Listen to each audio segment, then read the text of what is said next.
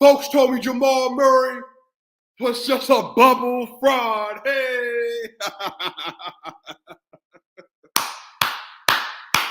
They said if Jamal Murray wasn't there, he would have made no difference. They said if Michael Porter Jr. wasn't there, he would have made no difference.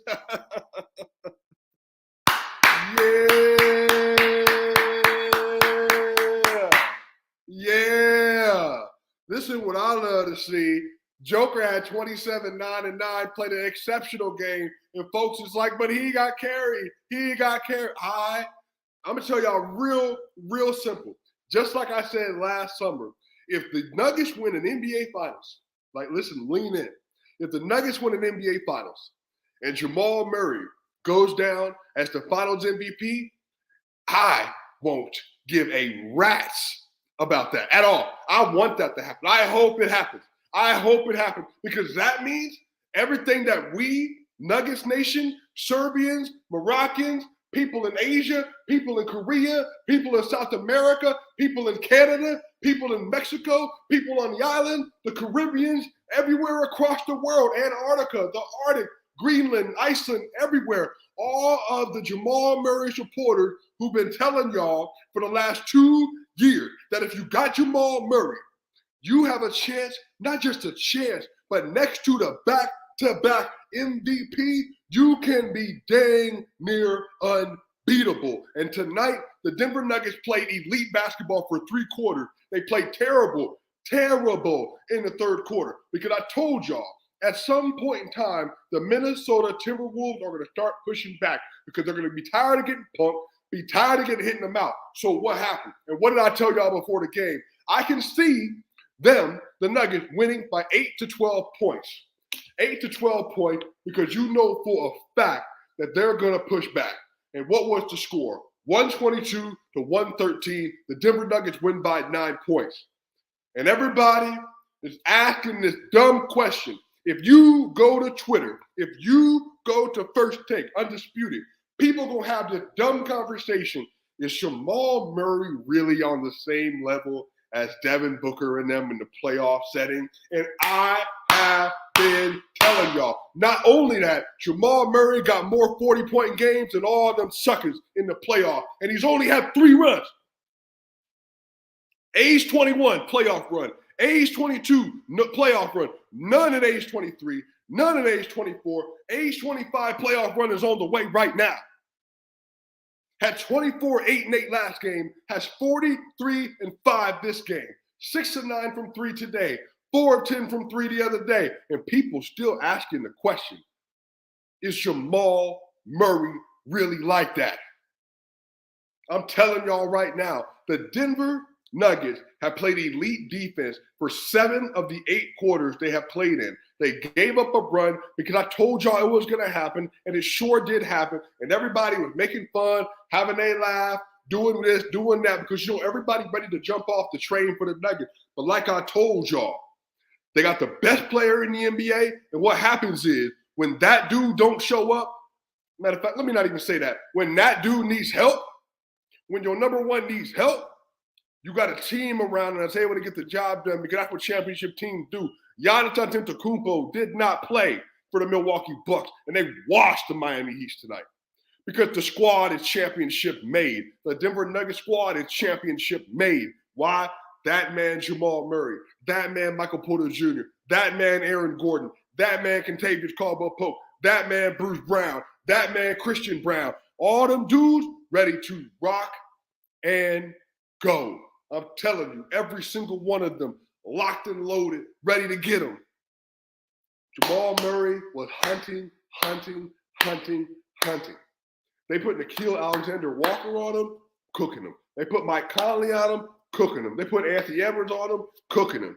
He was doing the Chris Paul snaking in and out of the pick and roll, midi fadeaway. He was doing the Nickeil Alexander-Walker, hedgy tween, turn around, mid-range. He was doing step back three, 6 of 9, free throw line.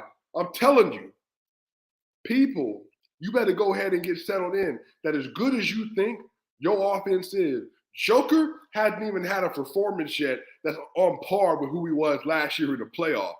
But everybody also forgets this because they're like, man, is he even playing that well? Remember, Joker, the first two games of the Warriors series was averaging 26, 10, and 5, basically, shooting 48% from the field. The next three games, he averaged 35, 15, and 6 on 73% true shooting. And right now, he had a 13-14-6 game, obviously, in a 29-point win. And then today, he has 27, 9, and 9 in a 9-point win because Jamal Murray's going off, Michael Porter Jr. is going off, because this is what you do. When you are the best playmaker in the league, you allow everybody else to cook around you. And Jamal Murray, when I said coming into this year, Shai Gilgeous-Alexander, Jamal Murray, Devin Booker, those three players in the playoff for me, and Donovan Mitchell. So Jamal Murray, Shai Gilgeous-Alexander, Devin Booker, and Donovan Mitchell. All those dudes in the playoffs, they in the same category. And you know what, Shai Gilgeous, maybe playoffs hadn't even risen like that yet. Regular season, first team All-NBA for me. But in the playoff, you better believe Jamal Murray going back-to-back with Devin Booker, back-to-back with Donovan Mitchell. Could y'all be forgetting? Y'all forgot Jamal Murray in the last 50 games of the year. Look it up yourself. Was dang near averaging 23 points a game, 4 rebounds, 7 assists, 42% from 3, and 49% from 2 on 87% from the free throw line. Was cooking. And folks had the audacity to question, do he really got it? Is he really built like that? So this is a Jamal Murray, Michael Porter Jr. respect space, because Michael Porter Jr. didn't do anything in the first half, and it wasn't even his fault. Wasn't even his fault. The facts are the facts are the facts. Michael Porter Jr. didn't get the ball, wasn't getting touches, but what happened? At the end of the third quarter, top of the fourth quarter, they needed somebody to make a play with the bench. Michael Porter Jr., they were down 2 points. Michael Porter Jr. opened up. He opened up the fourth quarter with a 4-point play because Taurean Prince coming around the screen, caught that ball, pivot foot, went up, fade away, three-pointer, make over Taurean. I'm telling you, bro. I'm telling you, bro. Michael Porter Jr. built like that, man. Let me go through this for y'all so y'all can see what these numbers look like for the star levels of player on the team. Nikola Jokic, 37 minutes, 27 points, 9 rebounds, 9 assists, 10 of 19 from the field, 1 of 3 from 3, 6 of 9 from the free throw line, +6 MVP. That's an performance from the MVP because that's the standard that he's held to. 27, 9, and 9. Jamal Murray tonight, 39 minutes, 40 points, 3 rebounds, 5 assists, 13 of 22 from the field, 6 of 10, by the way. 6 of 10 from the three-point line, 8 of 9 from the free throw line, with 2 steals, 4 turnovers. He was a +1. Michael Porter Jr. tonight, 29 minutes. Should have got more minutes tonight. 29 minutes. 16 points. But again, he also had foul trouble. Let me clarify that too. He had 3 fouls with like 6 minutes, 7 minutes left in the third quarter. They had to take him out. So his minutes went down. He easily would have been sitting at 33 minutes a game in this game, easy. 16 points, 6 assists, 6 rebounds, 5 of 7. Only 7 shots, 5 of 7 from the field, 2 of 3 from 3, 4 or 5 from the free throw line. He was tied with Nikola Jokic for the +6. And then Aaron Gordon Knight in 33 minutes, 5 fouls, 12 points, 10 rebounds, 3 assists, 6 of 11 from the field. He was a -3. Some of that was, a lot of that was during that stretch inside of the third quarter. And then Kentavious Caldwell-Pope had 39 minutes, 8 points, 3 rebounds, 2 assists, 3 of 10 from the field, 0 of 2 from 3, 2 of 2 from the free throw line. And he was a +3. I'm telling y'all right now, outside of that quarter, this team has been utterly dominant for 7 of the 8 quarters they played against the Minnesota Timberwolves. 7 of the 8 quarters they played against the Minnesota Timberwolves. The Timberwolves in the fourth quarter, y'all, they had, so at the end of the, let me explain this. The Timberwolves had scored 22 points in the first quarter. By half, they had 49 points. From there, the Timberwolves in that third quarter, they shot 80% from the field on 17 of 21 for 40 points. They scored 40 points in that quarter. 89 points. The Timberwolves then proceeded to score 24 points in the fourth quarter. So let me also help you break this down. They scored 22 points in the first quarter. Then they scored 27 points in the second quarter. They scored 40 points in the third quarter. And they scored 24 points in the fourth quarter. Do you hear the aberration? That's what I told y'all. This was going to happen. They were going to get their best stretch at some point in time, and they got it in the third quarter, and they withstood it because that's what elite teams do. And Anthony Edwards, by the way, tonight had 41 points, 2 rebounds, and 4 assists on 14 of 23 shooting, 6 of 10 from 3, 7 of 8 from the free throw line, 3 blocks, 2 steals, and he was a -3. Nobody else in their starters had 20 points. Gobert had 19, 8, and 4 on 7 of 11. He was a +4. Karl Towns had 10, 12, and 2 on 3 of 12 shooting and 2 of 5 from 3, a -9.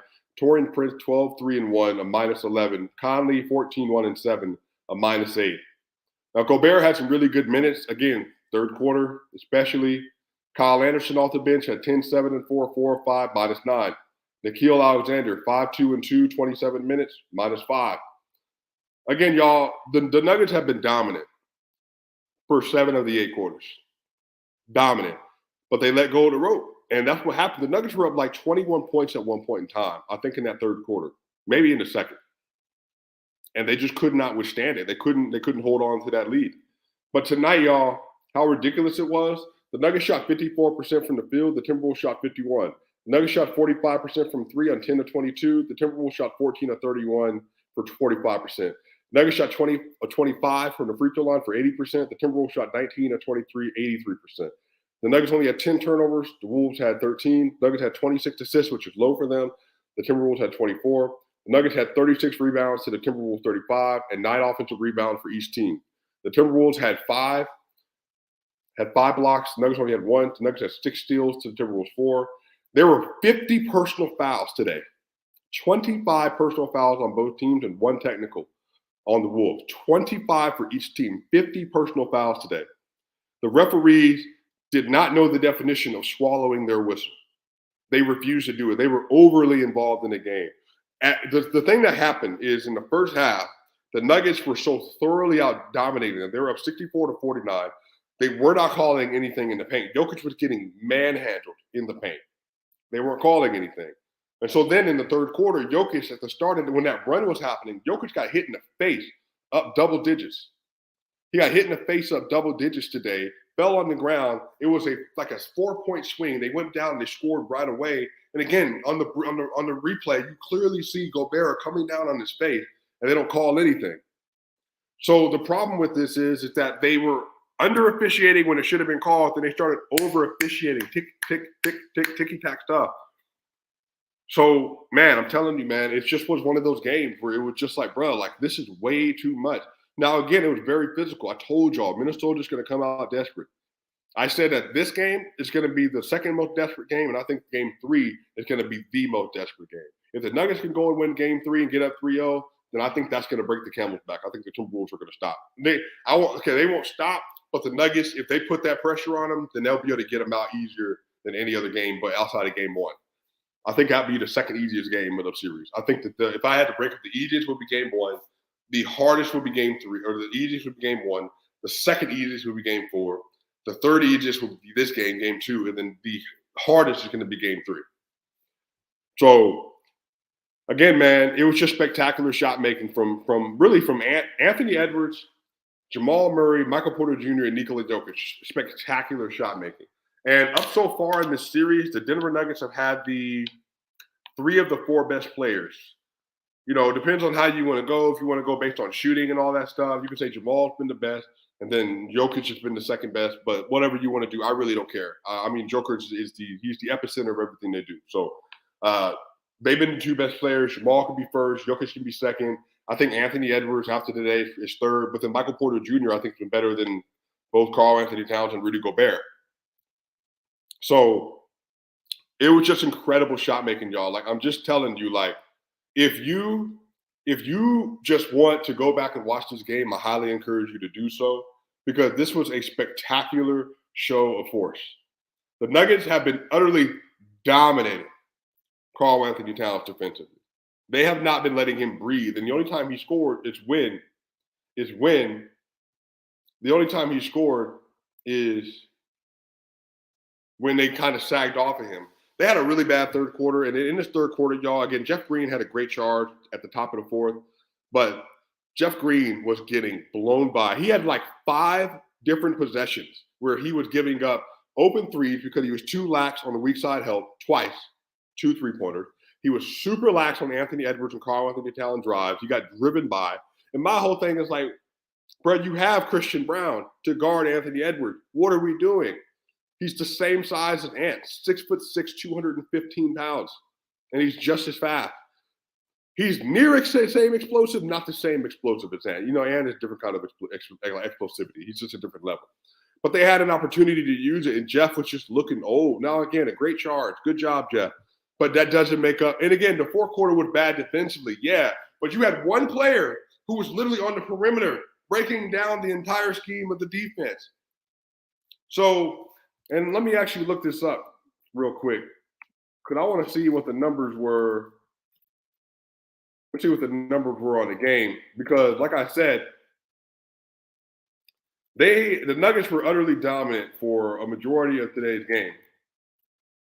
But then they just had that really bad stretch, man, where they couldn't stop a nosebleed and they just lost all of their focus altogether. Let me see what these numbers are.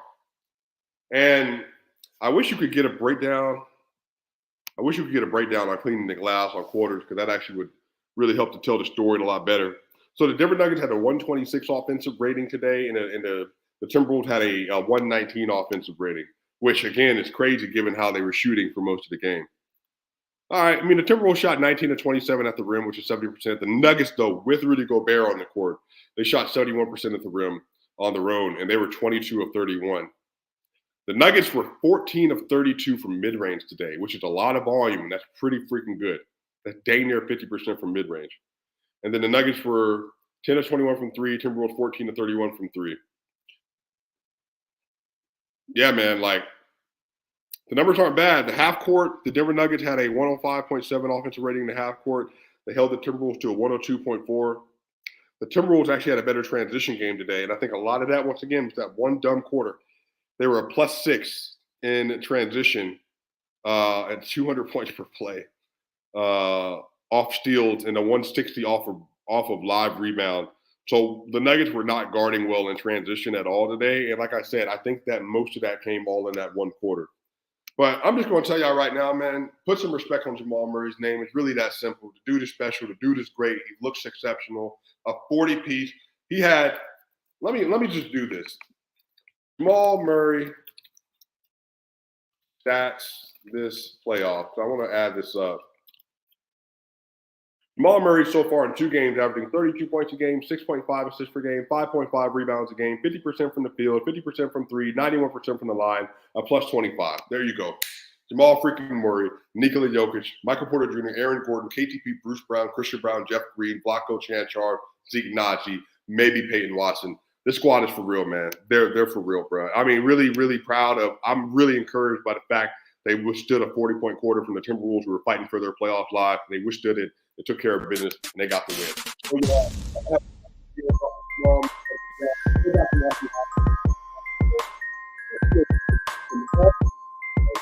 Hey, they are 2-0 for the first time ever in the Jokic era in a series. Y'all, Swipa gang, I'll be back. We will see y'all soon.